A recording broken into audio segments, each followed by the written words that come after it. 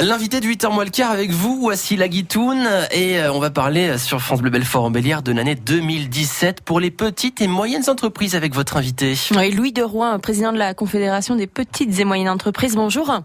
Bonjour à tout le monde. Alors ce soir, vous allez présenter vos vœux aux entreprises du Nord-Franche-Comté. Qu'est-ce que vous allez souhaiter à ces entreprises ? Eh bien déjà, je vous le souhaite, déjà à vous et aux auditeurs. Ce qu'on va souhaiter, c'est de tirer des leçons d'une année 2016 qui a été assez compliquée, même si on a parlé de reprise, et que si on devait le mettre sous un thème, on le mettrait sous le thème de autoriser et faciliter la prise de risque plutôt que d'encadrer et de contraindre. Alors comment on autorise et facilite la prise de risque ? Peut-être en arrêtant toutes ces mesures qui, paraît-il, sont là pour nous simplifier la vie et qui, en finalité, font que on n'a toujours pas diminué le temps administratif, et ce n'est pas celui-là qui fait grandir les entreprises. Je sais que l'un des dossiers pour 2017, ça va être par exemple le compte pénibilité qui finalement en fait vous convient pas du tout. Puisque la CGPME voilà. a saisi le Conseil d'État. Tout à fait. On est dans le cœur du sujet de la non-simplification, malgré tout ce qu'on nous annonce. C'est absolument pas mesurable dans les entreprises. La question n'est pas d'accompagner les salariés qui, en effet, ont des travaux pénibles et qui, à un moment donné, il faut en tenir compte dans leur fin de carrière et probablement aussi au moment de leur retraite.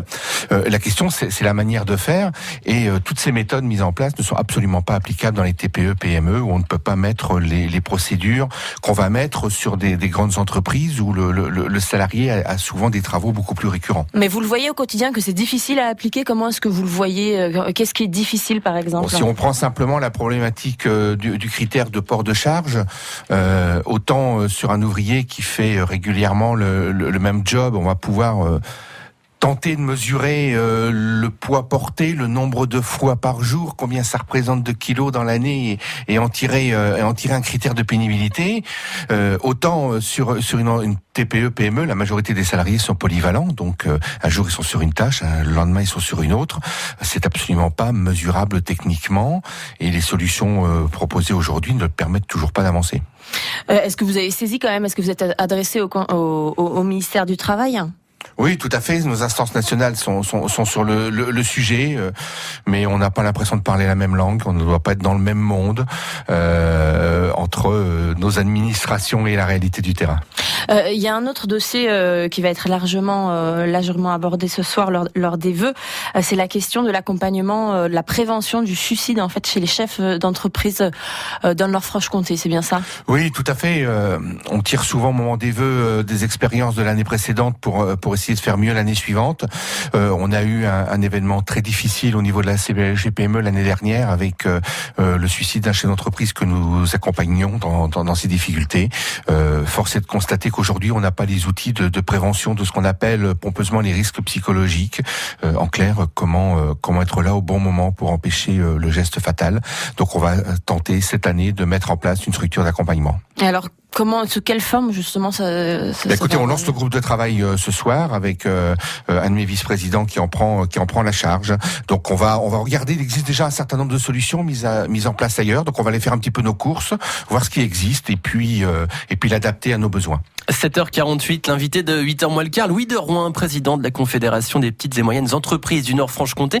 Il répond à Wassila Guitoun. Alors Louis Deroy, vous disposez pas encore d'une boule de cristal, mais quelle perspective pour les PME du Nord-Franche-Comté en 2017 en termes d'embauche ? Oula, en termes de reprise, on sent l'activité reprendre.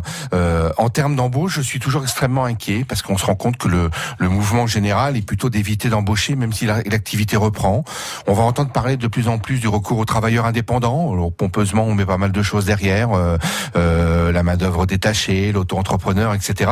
Mais on sent une telle inquiétude quant à la non-évolution de la facilité d'embauche et surtout de la facilité de sortie d'un collaborateur d'une entreprise quand ça va mal, qu'aujourd'hui, je sens que le souci du chef d'entreprise, c'est comment assurer la reprise en évitant comme on dirait vulgairement, les emmerdes.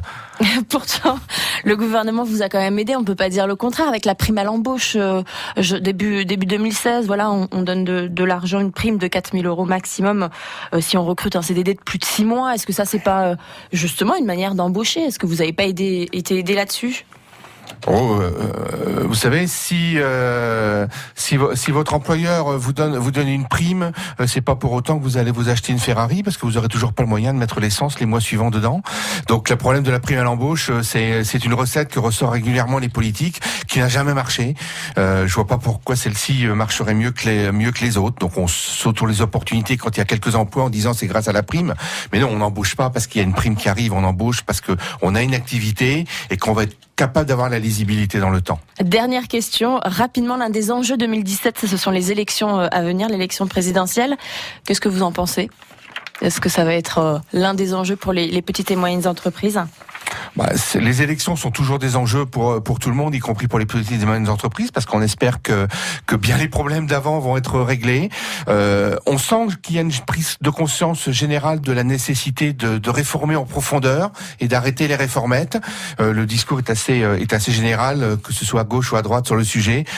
Maintenant, j'avoue que j'attends de voir et que j'ai encore beaucoup de scepticisme entre ce qu'on nous dit et ce qu'on va véritablement être capable d'avoir le courage de faire. Merci à vous, Louis Deroin. Je rappelle donc que vous êtes président de la Confédération des petites et moyennes entreprises dans le Nord-Franche-Comté. À 7h51.